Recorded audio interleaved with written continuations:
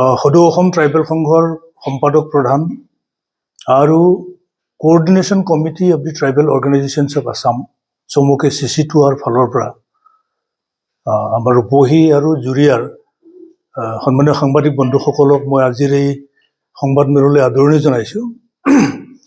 এটা খুবেই স্পৰ্শকাতৰ বিষয়ত আমি CC2R প্ৰতিক্ৰিয়া ব্যক্ত কৰিব বিচাৰিছোঁ।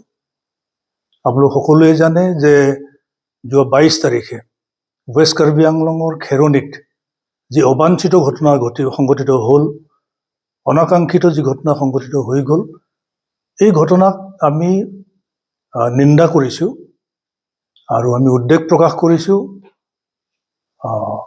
এই ঘটনাটো সংঘটিত হ'ব নালাগিছিল আৰু খুবেই দুৰ্ভাগ্যজনক। প্ৰথম কথাটো হ'ল কাৰ্বি আংলঙৰ কাৰ্বি ৰাইজে স্বতঃস্ফূৰ্তভাৱে তাৰ PGR আৰু VGRত যিবোৰ এনক্ৰচমেণ্ট হৈছে, এই এনক্ৰচমেণ্টবিলাক ৰিমুভ কৰিবৰ কাৰণে দীঘলীয়া সময় তেওঁলোকে দাবী তুলি আহিছে, প্ৰটেষ্ট কৰি আহিছে আৰু সেই আন্দোলনৰ এটা অংশ হিচাপে 6 ডিচেম্বৰ তাৰিখৰ পৰা তেওঁলোকে আমৰণ অনশনত বহিছিল আৰু 22 তাৰিখে 4 বজাত কাউন্সিল অথৰিটিৰ সৈতে আলোচনা হোৱাৰ কথা আছিল। কিন্তু সেইদিনাখনেই পুৱাৰ ভাগত 3 বজাত পিকেটিংকাৰীসকলক উঠাই নি গুৱাহাটী মেডিকেল কলেজত এডমিট কৰোৱাৰ এই যি সময়ছোৱাতে এটা ভুল বুজাবুজিৰ সৃষ্টি হয় আৰু ভুল বুজাবুজিৰ সৃষ্টি হোৱাৰ কাৰণে ৰাইজ উত্তেজিত হৈ কাৰ্বি আংলং অট'নমাছ কাউন্সিলৰ চিফ এক্সিকিউটিভ মেম্বাৰ তুলিৰাম ৰংহাঙৰ ঘৰত পুৰণি ঘৰটোত অগ্নিসংযোগ কৰে আৰু বহুতো ক্ষয় ক্ষতি হয়। এইটো হ'ব নালাগিছিল, আমি এইটো কেতিয়াও সমৰ্থন কৰিব নোৱাৰোঁ। আৰু ঠিক তেনেদৰে অগ্নিসংযোগ কৰা কাণ্ডক যেনেকৈ আমি সমৰ্থন নকৰোঁ, ঠিক তেনেকৈ চৰকাৰে যিটো ইনিচিয়েটিভ ল'ব লাগিছিল, কাউন্সিল অথৰিটি বা ডিষ্ট্ৰিক্ট এডমিনিষ্ট্ৰেশ্যনে বা অসম চৰকাৰে উপযুক্ত সময়ত যেনেকুৱাকৈ তেওঁলোকে উদ্যোগ গ্ৰহণ কৰিব লাগিছিল, পিকেটিংকাৰীসকলক আস্থাত লৈ বা আমৰণ অনশনকাৰীসকলৰ লগত তেওঁলোকে আলোচনাত মিলিত হ'ব লাগিছিল।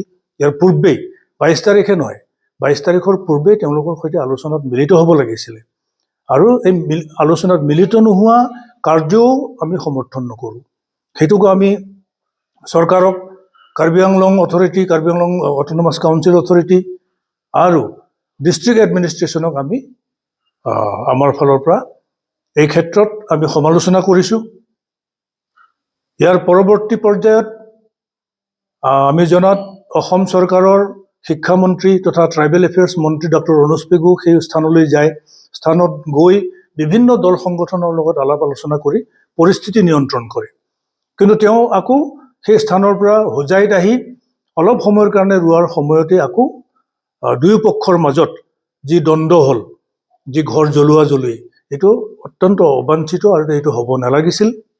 এতিয়া মূল কথাটো হ'ল চৰকাৰে ইমিডিয়েটলি এই সংগঠনবিলাকৰ লগত আলোচনাত মিলিত হ'ব লাগে, আলোচনাত মিলিত হৈ এই বিষয়টো মীমাংসা কৰিব লাগে।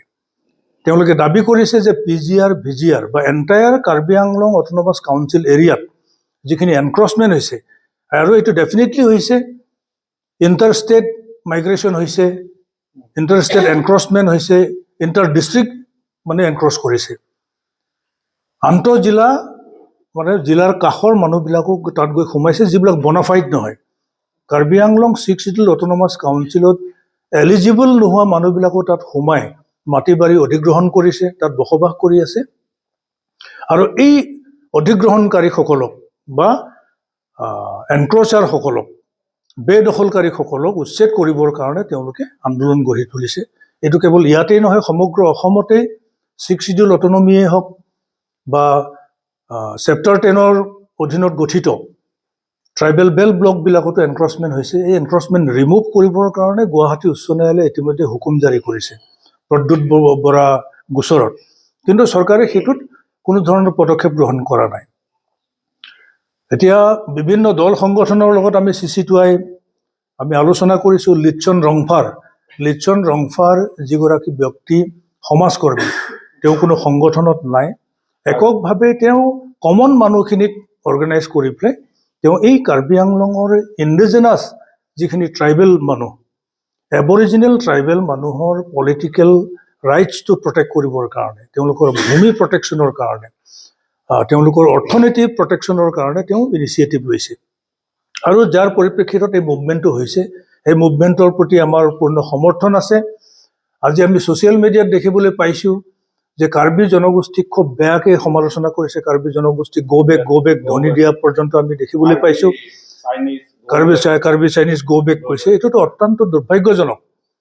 কাৰ্বি ভূমিত কোনোবা বহিৰাগত বনিয়া গৈ বণিক গোষ্ঠীৰ মানুহ তাত থাকি কাৰ্বিৰ এগেইনষ্টত তেনেকুৱা শ্লোগান ৰেইজ কৰিব, তেনেকৈ গো বেক ধ্বনি দিব, এইটো কেতিয়াও সমৰ্থনযোগ্য নহয়। আমি কাৰ্বি ৰাইজৰ লগত আছোঁ।